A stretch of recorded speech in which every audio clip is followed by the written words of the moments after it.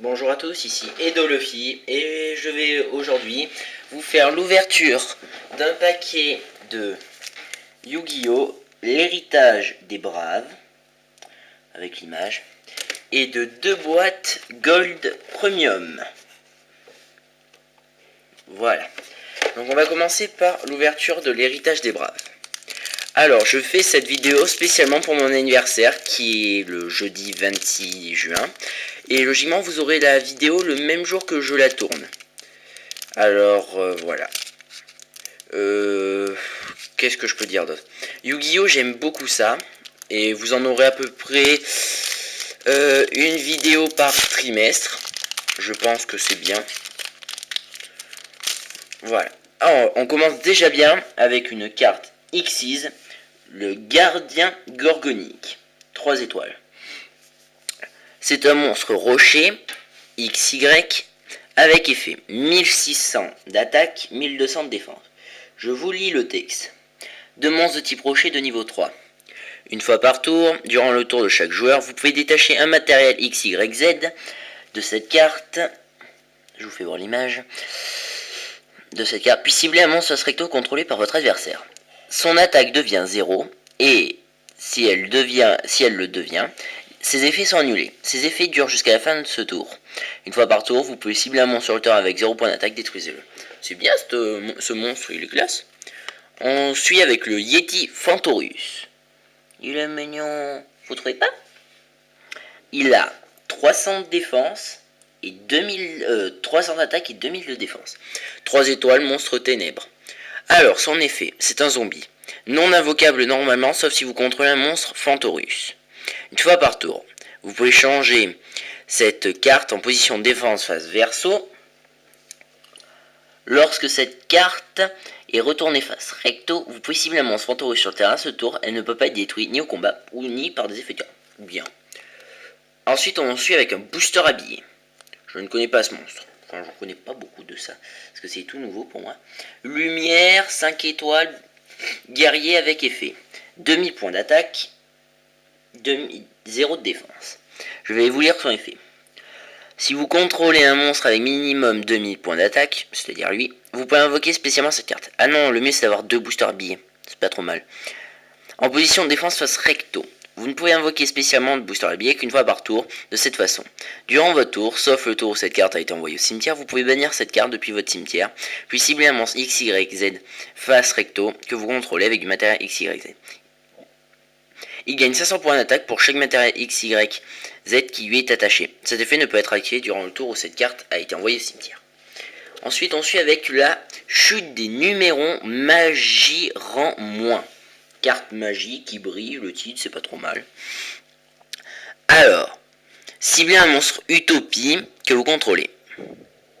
Invoquez spécialement un monstre Utopie d'un rang inférieur au monstre que vous contrôlez depuis votre extra deck en l'utilisant comme le matériel XYZ.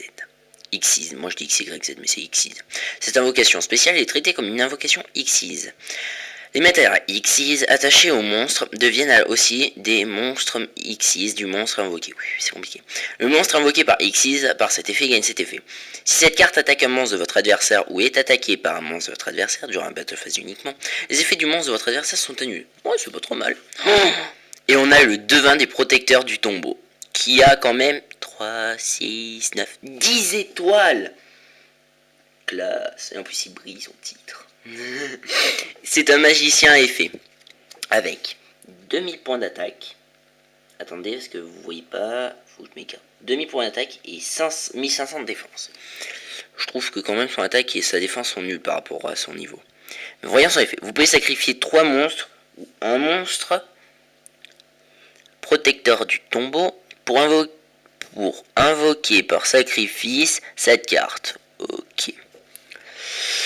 Lorsque cette carte est invoquée par sacrifice, vous pouvez activer un nombre de ces effets inférieur ou égal au nombre de monstres protecteurs du tombeau sacrifiés pour son invocation et résolvez dans l'ordre. Alors tout d'abord, cette carte gagne une attaque égale à la somme des niveaux que tous les monstres sacrifiés pour son invocation sacrifiée sur le terrain x 100.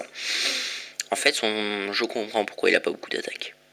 Détruisez tous les monstres posés contrôlés par votre adversaire. Ça fait mal. Tous les monstres actuellement contrôlés par l'adversaire perdent demi-point d'attaque et de défense. Il est trop bon ce monstre. On passe ensuite au musée Fantorus, qui est une carte magie de terrain. Alors j'espère que vous le voyez bien. Que très bien je trouve. Faites voir après. Il nous en reste quelques-uns. Oui. Le peu que j'ai aperçu déjà, pas mal. Les monstres que vous contrôlez, monstres Fantorus exclus, ne peuvent pas attaquer. Ah oui, déjà c'est pas mal.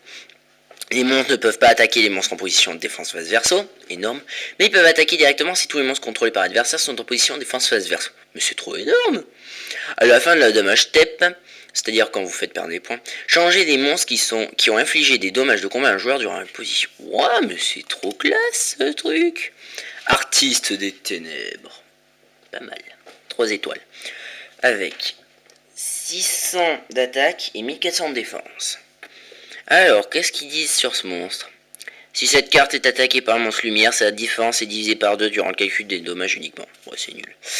Oula, on a l'alpacaribou, bête mystique de la forêt, avec 7 étoiles et 2700 d'attaque et 2100 de défense. Je vous lis son effet. En position d'attaque, les monstres de type bête, ailés, insectes, plantes que vous contrôlez en position d'attaque ne peuvent pas être détruits au combat. Pas mal. En position de défense, les monstres de type bête, ailés, insectes, plantes que vous contrôlez en position de défense ne peuvent pas être ciblés ni détruits par des effets de carte. Pas trop mal. Ouh, on a un Nekomuzume Fantorus. Bof, je le trouve pas super puissant, c'est la dernière carte de ce paquet. 2 étoiles, ténèbres, trop mignonne. Avec 400 d'attaque et 900 de défense. Mais son effet doit être pas mal. Magicien. Non invocable normalement, sauf si vous contrôlez un monstre Fantorus. Ouais, en fait, les Fantorus, il faut absolument en avoir d'autres, quoi. C'est pas une carte à mettre comme ça. Alors, une fois par tour, vous pouvez changer cette carte en position de défense face verso. Lorsqu'un ou plusieurs monstres de minimum niveau 4 sont invoqués, normalement ou spécialement, changez ces monstres en position de défense face verso. Il doit y avoir un autre monstre. Ouais, ok. Je vois ça. Bon, on va faire le tour de ce qu'on a eu. On a eu une carte Xyz, le gardien gorgonique, qui est pas mal. Ensuite, on a eu 2 monstres Fantorus, le Yeti et le Nekomusume. Ensuite, on a eu un booster habillé, qui est pas mal. Alors, on a eu une carte super rare, je crois que c'est ça, et une carte rare, pas trop mal. On a eu une carte magie de terrain, que je trouve bien. Une carte artiste de terrain qui est pas trop mal, que je mettrais bien avec le booster billet. Et une carte puissante, Alcaribou, bête mystique de la forêt. Je trouve ça très bien. Bon, ça fait déjà 8 minutes de vidéo pour un petit paquet de 9 cartes. C'est ça? Oui. Voilà. Ne vous inquiétez pas, dans les cartes Gold Premium, il n'y a que 10 cartes. Mais elles sont bonnes. Donc, je l'ouvre. Ah, zut. J'ai pas d'ongles. Oh, le carnage. Voilà. J'évite d'abîmer le moins possible, mais bon, si vous croyez que c'est facile. Et voici le paquet Gold Premium. Je vais ouvrir la deuxième boîte au passage, comme ça ce sera fait. Attendez. Voilà, alors. Hop là. Bon, c'est un carnage, un véritable carnage ces boîtes. Et voilà, notre deuxième paquet. Que je trouve qu'ils sont un peu gros. Hein. C'est que ça a l'air pas mal. Alors d'après ce que j'ai vu, on peut avoir les dieux égyptiens dans ces paquets. Donc j'ouvre le paquet. Alors j'évite d'abîmer les paquets. Et bien sûr je l'abîme. Il suffit que je dise ça pour l'abîmer. Parce que j'aime bien garder les... Allez. Bon bah ça commence bien. Première carte. Un dieu égyptien obélisque. Le tourmenteur. On va voir ce qu'on a. Ancien dragon pixie, énorme. Numéro 13, incarnation du crime, énorme. Gardien Tula chronomal, énorme. Gold Woolord du Mont Ténébreux, énorme. Prêtre invocateur, bof. Caius le monarque des ombres, j'aime bien. Un souffle d'aile de phénix, trop cool. Ange de loyauté, pas mal. Dragon du flamboiement des ténèbres, énorme. Bon bah je trouve que ça va pour ce premier deck. Bon allez, on va lire les effets. Obélisque tourmenteur. 10 étoiles avec 4000 d'attaque, 4000 de défense. Je vais vous lire son effet. Nécessite 3 sacrifices pour son invocation normale. Et on n'a pas le droit de le poser. L'invocation normale de cette carte ne peut pas être annulée. Déjà pas mal. Lorsqu'elle est invoquée normalement, les cartes et les effets ne peuvent pas être activés. Énorme. Non ciblable par des magies Piège ou effet de carte. Durant la end phase, cette carte a été invoquée spécialement. Envoyez-la au cimetière. Vous pouvez sacrifier 2 monstres. Détruisez tous les monstres contrôlés par votre adversaire. Cette carte ne peut pas déclarer d'attaque pendant ce tour. C'est énorme. Ancien dragon Pixie. Un synthoniseur et un autre monstre synthoniseur. Il a 7 étoiles. Avec 2100 d'attaque, 3000 de défense. Son effet. Après la résolution d'une carte magie de terrain qui a été activée durant votre tour, piochez une carte. Ah, c'est pas mal ça. Imaginez, vous jouez que des cartes magie, vous mettez carte magie, vous piochez chaque fois une carte. Vous ne pouvez utiliser cet effet de ancien dragon. Ah non, on a le droit qu'il y a une fois par tour. Zut. Une fois par tour. Vous pouvez cibler un monstre en position d'attaque face recto sur le terrain. Détruisez la cible. Il doit y avoir une carte magie de terrain face recto sur le terrain pour activer et résoudre cet effet. Alors moi j'ai un deck de confrérie de points de feu qui a très bien aidé cette carte parce que j'ai toujours une carte magie. Maintenant, numéro 13, incarnation du crime. Qui est très mignon. 2 monstres de niveau 1 avec 500 d'attaque, 500 de défense. Une fois par tour, durant le tour de chaque joueur, vous pouvez détacher un matériel X6 de cette carte. Changez tous les monstres contrôlés par votre adversaire en position d'attaque face recto et aussi tous les monstres actuellement contrôlés par votre adversaire doivent attaquer cette carte ce tour si possible tant que vous contrôlez numéro 31, incarnation du crime. Incarnation du châtiment, désolé. Ah ouais, en fait, il y a l'inverse du 31, pas mal, pas mal. Cette carte gagne ses effets. Donc tant qu'on contrôle numéro 31, on gagne les effets. Cette carte ne peut pas être détruite au combat ni par des effets de carte tant qu'elle a du matériel X6. Pas mal. Votre adversaire reçoit tous les dommages de combat que vous aurez dû recevoir des attaques sur... Alors elle est énorme à jouer cette carte, je trouve. Le gardien Tula chronomal. Alors avec 5 étoiles, 1800 d'attaque, 900 de défense. S'il y a une carte magie de terrain face recto sur le terrain, vous pouvez invoquer spécialement cette carte. Ouais, pas mal. Vous ne pouvez contrôler qu'un gardien Tula chronomal. D'accord. Alors, Gold ou Lord du Monde Ténébreux. 5 étoiles, 2300, 1400. Si cette carte est défaussée au cimetière par un effet de carte. Si elle a été défaussée depuis votre main à votre cimetière par un effet de carte de votre adversaire, vous pouvez cibler maximum 2 cartes contrôlées par votre adversaire. Invoquez spécialement cette carte depuis le cimetière, puis détruisez les cibles. S'il y en a, pas mal. Le prêtre invocateur.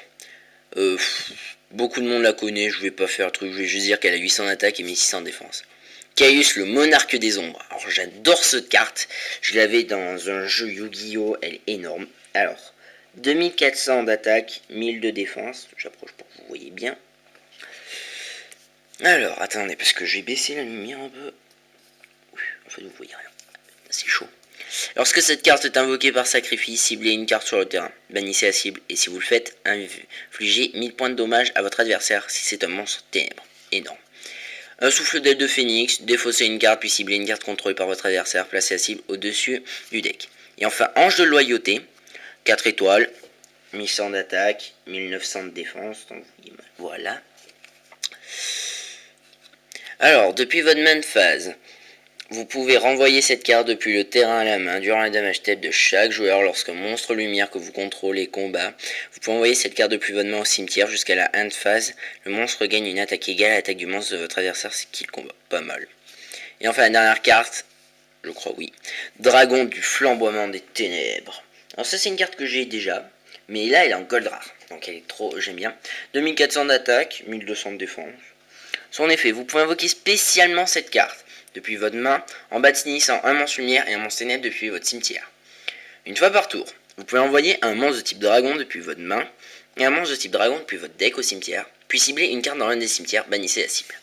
Je trouve que c'est pas trop mal. Donc, faisons le tour de ce qu'on a eu sur ce dé. On a eu, alors, Obélisque le tourmenteur, une bête divine surpuissante. Un monstre synchro, ancien dragon pixie. Numéro 13, incarnation du crime, un X6. Le gardien Tula chronomal. Gord ou Lord du monde ténébreux, je vais le mettre avec le gardien. Prêtre invocateur, je le mets tout seul. Caius le monarque des ombres, je le mets avec les autres. Un souffle d'aile du phénix. Et ces deux-là, je vais les assembler parce que je les trouve pas trop mal. Et je vais les mettre avec les autres. Voilà. Donc ce qui fait pour 10 cartes, énorme, parce que Obélisque en première carte, j'ai eu vraiment beaucoup de chance. Voilà, et il nous reste plus qu'un paquet des Gold Premium, et ça fait déjà 15 minutes. Bon, je sais, c'est pas super pour vous, sauf pour ceux qui se disent qu'est-ce que je peux obtenir. Regardez ça, voilà. Et faites-moi de la pub, s'il vous plaît. J'ai demandé ça à Crafter44 dans le commencement d'une religion. Et désolé pour Minecraft, tous les petits problèmes qu'il y a eu sur la chaîne, enfin sur la playlist. Parce que j'ai fait une petite connerie, on va dire. C'est que en fait j'ai un... Comment dire ça? J'ai retiré des vidéos. Bon alors regarde. Numéro C40, poupée truquée, des cordes des ténèbres. Ah oui quand même. Nœud gordien chronomal. Obélisque tourmenteur encore une fois. Ancien dragon pixie une nouvelle fois. Renfort de l'armée, dragon armé des ténèbres, Mezuki, espion, guerrier colossal et dragon photon aux yeux galactiques. Bon, déjà sur 2 boîtes, on a 2 fois les mêmes cartes. Mais en plus on a celle-là. Et celle-là, j'ai le numéro 40 poupée truquée des cordes. Mais non, on a la meilleure. Je vous fais voir l'image que je trouve trop classe. Faites voir où est le numéro C40. Ah, il est sur ton épaule là, regardez, juste au-dessus de mon doigt, il est écrit numéro C40. Alors, 3300 d'attaque, 2002 défense.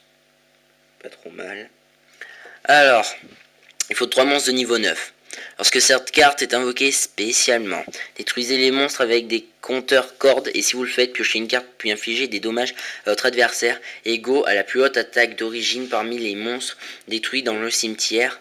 En cas d'égalité, vous choisissez. Une fois par tour, vous pouvez détacher un matériel X6. Cette carte, placez un compteur corps sur chaque monstre face recto contrôlé par votre adversaire. En fait, le mieux, c'est de l'invoquer vraiment après numéro C40. Non, numéro 40. Le nœud gordien chronomal. 3 étoiles. Avec 300 d'attaque, 900 de défense. Bof. Lorsque cette carte est invoquée normalement, vous pouvez invoquer spécialement un monstre chronomal depuis votre main. Si vous le faites, le niveau de ces cartes devient du niveau actuel du monstre invoqué spécialement. Alors ça pour le X6, c'est la meilleure chose que vous pouvez faire. Imaginez-vous, vous invoquez votre monstre, votre nœud gardien chronomal en mode attaque. L'adversaire se dit, qu'est-ce qu'il fait? Vous invoquez spécialement, par exemple, où est-ce qu'il est? Où est-ce qu'il est? Attendez, 5 secondes. Le gardien tue la chronomale. Comme ça, on peut l'invoquer spécialement. Notre carte nœud gordien chronomal va gagner cet effet, va gagner 2 étoiles de plus et vous faites une X6 de niveau 5. Obélisque tourmenteur et l'ancien dragon pixie, je passe. Renfort de l'armée. Ajoutez un monstre de type guerrier de niveau 4 depuis votre deck à votre main. Oh, ça tout le monde sait quoi. Le dragon armé des ténèbres. 3 avec 7 étoiles. 2800 d'attaque. Attendez, il y a trop de soleil dans la gueule. 2800 d'attaque, 1000 de défense. Alors, ni invocable normalement ni posable, uniquement invocable spécialement depuis votre main en ayant exactement 3 monstres ténèbres dans votre cimetière et non invocable spécialement autrement.